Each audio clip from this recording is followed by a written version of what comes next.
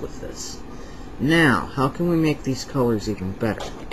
Let's grab some violet. This is still an awfully dramatic, acid-looking green, so we can mute it with something that has a bit of yellow in it. We can start tangling some violet into the shadows.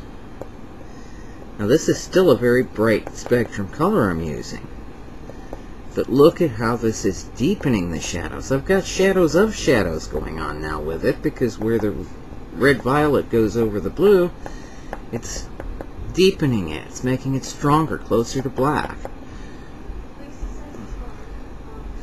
I'm putting in little details now. I might even let it run down onto the trunk here and there. Why not? Where it goes over the midtones, the red violet is muting it slightly and making it look a little more natural. But we are going to add more colors here. Let's unify it by adding some of that to the trunk too. Especially over here where that yellow was a little too much. Tree trunks are usually actually gray, not brown. You think of them as brown, but they're not. And let's get something else in. We got a shadow. This is a big tree. It shades a big area. The sun's coming this way, so the shadow's longer in this direction. That shadow helps flatten the ground it's sitting on. We'll get a little green into the shadow too, just so that it looks like this is on a nice green lawn. You don't have to detail very much. This kind of thing works as a picture. I'm not even bothering to give it a sky, because half the time the sky is the lightest thing there, and it can look white on an overcast day. This isn't. If I was doing a serious landscape, I might have given it a blue sky with some clouds crawling behind the tree, but it's just a tree study. Now, how are we going to mute this tree trunk down? Let's burnish it with a little white and give it some bark texture.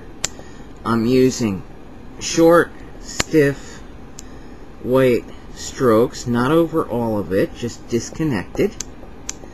And that's bringing out the blue in the brown, making it more gray. The brown is still there, but some highlights are catching the light. And if I run a little more of the white here on the front edge, I've strengthened that too. What happens when I put some of this white into the foliage? Well, the texture gets a little softer, and it mutes the color a little bit, because white cools, unlike yellow. If you're wanting to warm up the sunlight, you probably want to use a light yellow instead of a pure white for that. What happens if we bring in some red orange?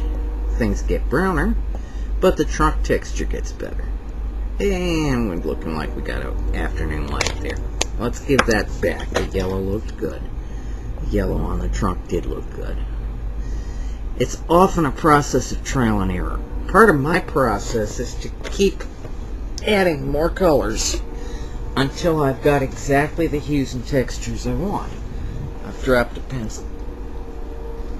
Drop the violet here. Let's strengthen that here in the shadows, especially on the farthest shadow. Dang, I'm not sure this even needs any much black. But we got sky blue, which is a lighter blue. Can that make the semi-shaded foliage a little lighter? Yup. I can get a bluer green without it going as dark as the deep dark foliage. This is good. So I'm basically going back and forth with a bunch of different colors to try and mix them and get a more muted effect. Last, I think the brown. Here's the tree again, turned around so that you can see it right side up. And I've put in most of the colors that I used with it.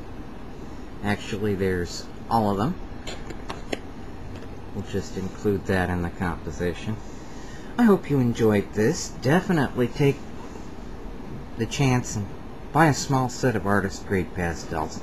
They really help. You'll notice there were fewer crumbs with the crate of colors, and these are water soluble. There's another trick you can do with them that I'll go into in a later video.